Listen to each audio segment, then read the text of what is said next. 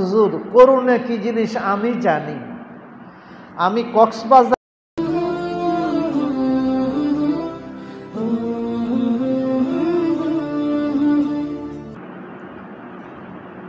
সবচেয়ে বড় নেয়ামত হলো সুস্থ থাকা। আল্লাহ আমাদেরকে সুস্থ রেখেছেন, করোনা মহামারী থেকে, এই মহাবিপদ থেকে উদ্ধার করেছেন, এবং আপনি হেঁটে হেঁটে মসজিদে আসতে পেরেছেন, মাগরিবের সালাত জামাতে আদায় করতে পেরেছি। কালেমাতুশ শুকর আদায় করি আলহামদুলিল্লাহ। বর্তমান জমানায় সবচেয়ে বড় নেয়ামত হলো একজন মানুষ সুস্থ থাকা। আপনারা কি মাইকে কি কথাগুলো আপনারা শুনতে পাচ্ছেন? আপনাদের শোনাটা আমার জরুরি। বাহিরেও এখন রাস্তা দিয়ে শোক সংবাদ, টেলিভিশনও বন্ধ হয় না, গানও বন্ধ হয় না, চলছে। আর আগের যুগে যখন একজন মানুষ মারা যেত, পুরা গ্রামে একটা স্তব্ধ হয়ে যেত, আতঙ্কিত হয়ে যেত, ভয় পেয়ে যেত। আর এখন একটি শোক সংবাদ যে বলে, হে ভিডিও টানে কতক্ষণ পরে একটি শোক সংবাদ। অন্তর শক্ত হয়ে গেছে আমাদের, গুনাহ করতে করতে অন্তর কি হয়ে গেছে। তো সবচেয়ে বড় নেয়ামত হলো করোনা ভাইরাসে কারো মা, কারো আব্বু, অনেকে তার পরিবারের অনেক হারিয়ে ফেলেছেন। অনেকের 1 লক্ষ নয়, 2 লক্ষ, 3 লক্ষ টাকাও খরচ করেছেন, রোগীকে বাঁচাইতে পারে নাই, ঠিক না? তো আল্লাহ আমাদেরকে সেই হিসেবে ভালো রেখেছেন না খারাপ রেখেছেন? এটাকে, এই নেয়ামত কি সেজদা দিয়ে আদায় করা সম্ভব? আমার গাজীমোয়ার একজন ডাক্তার আছেন, ডাক্তার কবির সাহেব, হাফেজ সাহেব হুজুরের ছেলে। হাফেজ সাহেব হুজুরের নাম শুনছেন, গাজীমোয়ার হাফেজ সাহেব হুজুর বলতো। উনার ছেলে ডাক্তার কবির, বিবিও MBBS ডাক্তার। গত ঈদের সময় বলল, মুহাদ্দিস হুজুর, করোনা কি জিনিস আমি জানি। আমি কক্সবাজার সরকারি হাসপাতালে আমার ডিউটি, আমার সামনে যখন দৈনিক 4-5 জন রুগী মারা যেত, আমি প্র্যাকটিক্যাল সামনে দাঁড়ানো অবস্থায় আমার সামনে দৈনিক 4-5টা লাশ যেত। একটা নিঃশ্বাস 1000 বছর গুজারিয়ে গেছে তাদের। নাকে দিয়ে অক্সিজেন দিয়েছি, কাজ হয় না। আমাদের এই সুরক্ষা সিটিতে এক ছেলে তার মাকে নিয়ে আসছে, বলল যে অক্সিজেন বাতাসের বিলে আইছে 40,000 টাকা। আমি বললাম, আল্লাহর দেওয়া কত বাতাস, জন্ম থেকে মৃত্যু পর্যন্ত গ্রহণ করলাম, এই পর্যন্ত টাকা পয়সা দিছেন তো? যদি এরকম 10 দিনে 40,000 টাকার বিল আসে, তো আপনি জন্ম থেকে মৃত্যু পর্যন্ত কত বাতাস, কত অক্সিজেন গ্রহণ করেছেন, এটার বিল হিসাব করলে লক্ষ লক্ষ টাকা আসবে। আসল কথা হলো, আল্লাহ কি জিনিস, আল্লাহ আমাদেরকে কি যে নেয়ামত দিয়েছেন, সেই স্রষ্টাকে আমরা চিনি না, যার দরুন মসজিদ আজকে খালি। এই জন্য আল্লাহ সম্পর্কে জানা ফরজ, রাসূল সম্পর্কে জানা ফরজ। এখন আল্লাহ কি কয়, আল্লাহ তো আল্লাহ শেষ, যার দরুন সে আল্লাহকে সিজদা। আল্লাহ যে অনেক নেয়ামত দিয়েছেন, একটা একটা করে যদি হিসাব করো, নেয়ামতের গণনা করে শেষ করতে পারবে না। আমার মামাতো শ্বশুরের ছেলে ক্লাস 8-এ পড়ে, হঠাৎ করে ডাক্তার মাকে বলল, আমার চোখে ঝাপসা ঝাপসা দেখি। তো ডাক্তারের কাছে নিয়ে যাওয়ার পড়ল, চোখের দুনো বাল্ব, যেটা মনি রাজা বলেন, এটা নষ্ট হয়ে যাচ্ছে, এই কয়দিন পরে আর চোখে দেখবে না। মাত্র 8-এ পড়ে। আমাকে বলল, আমি বললাম, হ্যাঁ, অল্প বয়সে ছেলেটা, একমাত্র ছেলে, চোখের মনি রাজা নষ্ট হয়ে গেল, কি হবে? তো ডাক্তার বলল আমি আমেরিকা থেকে ইনটেক 2টা চোখ আনবো, 2.5 লক্ষ করে 5 লক্ষ টাকা লাগবে, এইগুলো পুরো খুলে নতুন করে আবার লাগাই দিলে মোটামুটি সে দেখবে, তবে 5 লক্ষ টাকা লাগবে। এখন ছেলে তো টোটাল চোখে দেখে না। পরে যেই দিন অপারেশন হবে আমাকে বলছে, হারুন আইকিউ ধানমন্ডি, বাংলাদেশের সবচেয়ে সেরা চক্ষু হাসপাতালের বড় ডাক্তার হারুন আইকিউ, ওখানে টেলিভিশনের মতো দেখা যাইতেছে কিভাবে এটা খুলতেছে আর লাগাইতেছে। 5 লক্ষ টাকা দিয়ে চোখের রাজা লাগাইছে 2টা। এখন ছেলে দেখে, তবে বলতেছে দুলাভাই বেশিক্ষণ চাইলে একবারে পানি জর করে বই পর্যন্ত বাসি যায়, বেশিক্ষণ পড়তে পারি না, আগের মতো, আগেরটা যেরকম কাজ করতো তেরকম করে না, তবে আল্লাহ দুনিয়া দেখতে পাচ্ছি। আলহামদুলিল্লাহ বলেন। বলে মুহাদ্দিসরে শোনাইছেন কিনলে আমনে কোন আমি গরিব মানুষ, আল্লাহ আমারে গরিব বানাইলো কেন? আমনে যে হাতরা দিয়েছে, পা দিয়েছে, চোখ দিয়েছে, ব্রেন সুস্থ রেখেছে, এই নেয়ামত তো আমনে সেজদা দিয়ে আদায় করতে পারবেন না।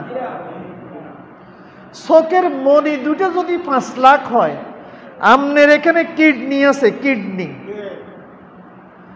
এইটারে ডাক্তার কবির সাহেব বললাম কিডনি কি, তা আমি তো বুঝি না। কয় ছাকনি চিনি, চাল চালুন, দান চালুন চিনি, আমি কই এটা তো চিনি।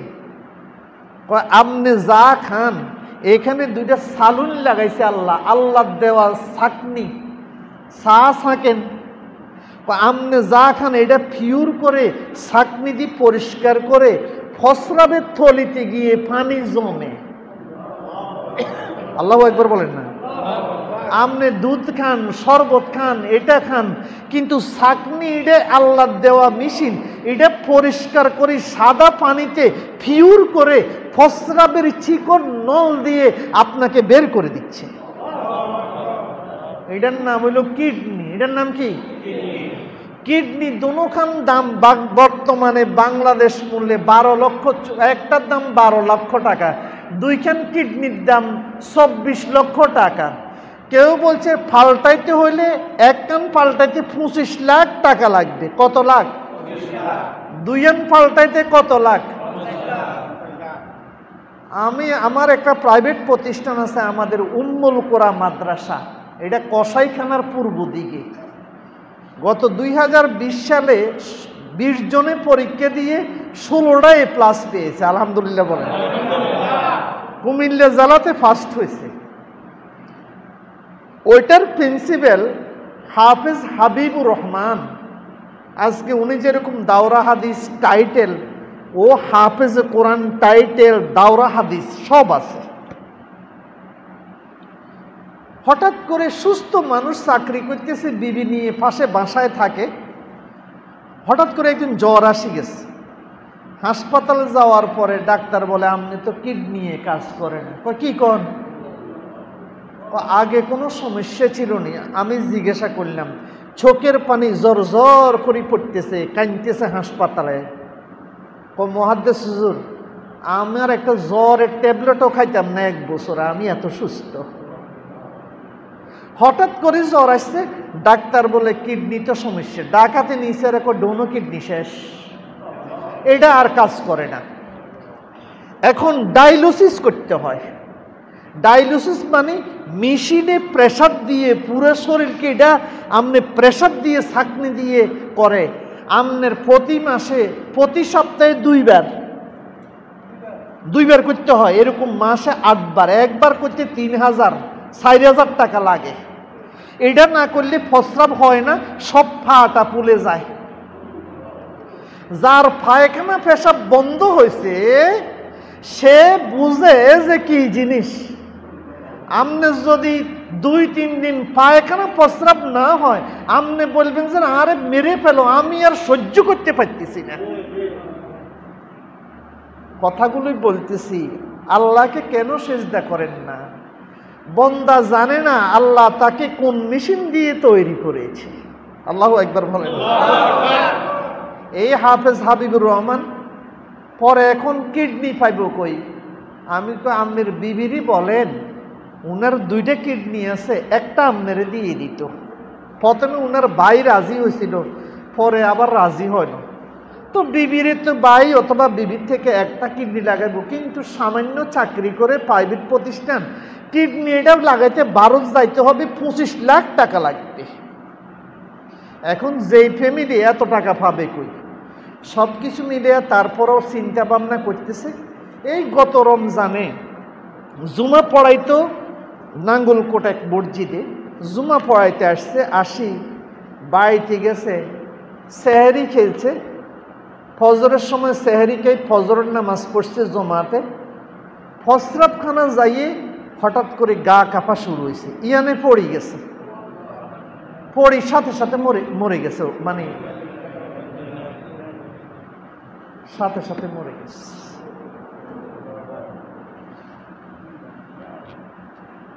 কিডনির কথা বলছিলাম, কিডনি। সালাম আলাইকুম। আবু বকর সাহেব, এখন কিডনির কথা বলছি। প্রত্যেকের শরীরে এরকম 2টা কিডনি আছে। কয়টা? 2টা। আপনি তো সুস্থ, আপনার কাছে এটার মূল্য নাই। এই কিডনি বাংলাদেশে অনেক লোকের কিডনি কাজ করে না। এখন ভারতে যাই লাইন দিচ্ছে, ওখানে যাই কিডনি হাসপাতালে বাংলাদেশে অনেক শয়ে রুগী শুধু কিডনি রুগী আছে। এটা পাল্টাতে হবে। গাজীমোয়ার একজনে পাল্টাই আনছে, তারপরও বাঁচবে কিনা সন্দেহ। তাহলে এই শরীরের মনি, চোখের মনি 2টা যদি 5 লাখ হয়, কিডনি 2টা যদি 25 লাখ করে 50 লাখ টাকা হয়, আরো অন্যান্য পার্ট আছে কি নাই?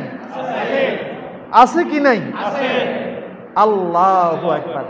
আপনার এই শরীরের মধ্যে বর্তমান ডাক্তার বলতেছে একজন মানব দেহে 1,20,00,000 টাকার সম্পদ আল্লাহ দিয়ে রেখেছেন। তো সবচেয়ে বড় নেয়ামত হলো সুস্থ থাকা। আপনারা সবাই সুস্থ আছেন তো? আপনি হেঁটে হেঁটে মসজিদে আসতে পেরেছেন তো? এর চেয়ে বড় নেয়ামত আল্লাহর জমিনে আর কিছুই। আলহামদুলিল্লাহ। যাও, তো আমাকে একটা মৌলিক মসজিদের যিনি খতিব হবেন,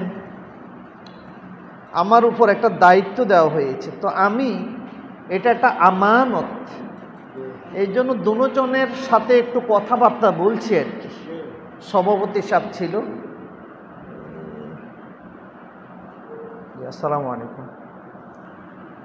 এটা একটা আমানত, যাওকে এই ব্যাপারে সভাপতি সাহেবকে যা বলার বলে যাব। তবে আল্লাহ যাতে এমন একজনকে আপনাদের এখানে নিয়ে, যে যাকে আনলে আপনাদের মুসল্লিদেরকে কোরআন হাদিসের সহি কথাগুলো আপনাদেরকে শোনাইতে, ওনার নিজেরও উপকার হয়, আপনাদেরও উপকার হয়, ইসলামের উপকার হয়, ঠিক না? আল্লাহ যাতে কবুল করে, বলুন আমিন। তো একটু নসিহত বলতে আমি আপনাদের সামনে কোরআনে কারিমের একখানা আয়াত পড়েছি, 2টি আয়াত পড়েছি। আউযু বিল্লাহি মিনাশ শাইতানির রাজীম।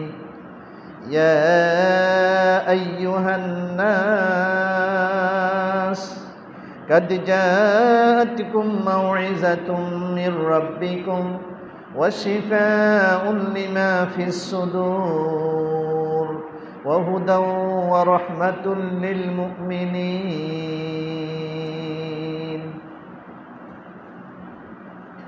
এটা কোরআনের একটা আয়াত।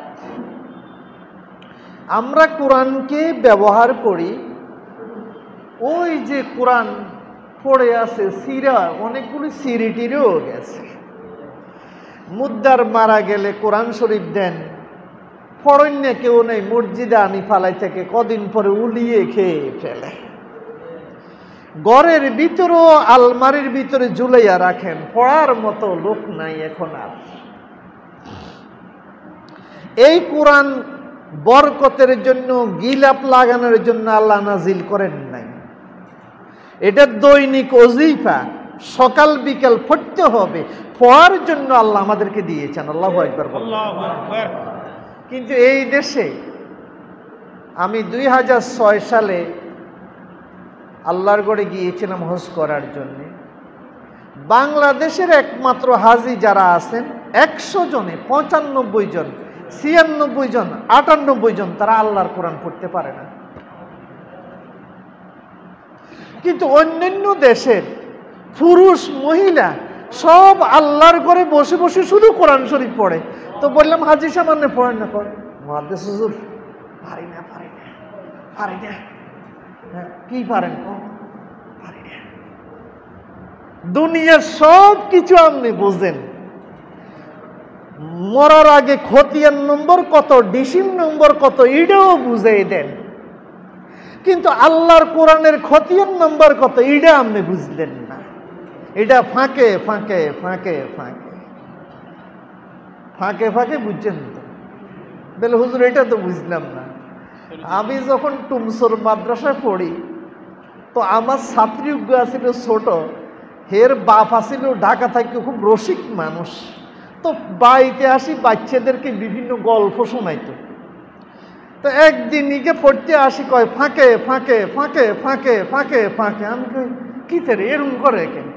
কয় ফাঁকে ফাঁকে। আমি কি ফাঁকে ফাঁকে? আব্বু একটা গল্প শোনাইছে ফাঁকে ফাঁকে। কি? একদিন এক লোক জ্বালা খেতে দিতেছে। জ্বালা খেত চেনেন? আপনারা তো আমার লাকসামের, আমিও লাকসামের মানুষ। আলি খেত, জ্বালা খেত, যে জ্বালা খেত, একজনে জ্বালা খেত দিয়ে হাঁটতেছে। তো জ্বালা খেত দিয়ে হাঁটলে ফায়ের তলে জ্বালা হড়ে কি হড়ে না? ইন্দি মনে হয় একজন হুজুর বা কে ছিল, হারাম হারাম হারাম, এখানে হাঁটলে কেন? জায়েজ নেই, জায়েজ নেই, হারাম হারাম হারাম। যে হাঁটতেছে হে কই ঠিকই তো, আরেকজনের জ্বালা ফায়ের তলে পড়ি নষ্ট করেন, এটা তো ঠিকই। কদিন পরে জিজ্ঞে বলছে হারাম, ইজ্ঞে জ্বালা ক্ষেতের অব্দি ডাইরেক্ট হাঁটা শুরু করছে। তো ইজ্ঞে কয় ভাই সেদিন আপনি বললেন হারাম হারাম, আপনি দে হাঁটেন। কয় ফাঁকে ফাঁকে ফাঁকে ফাঁকে।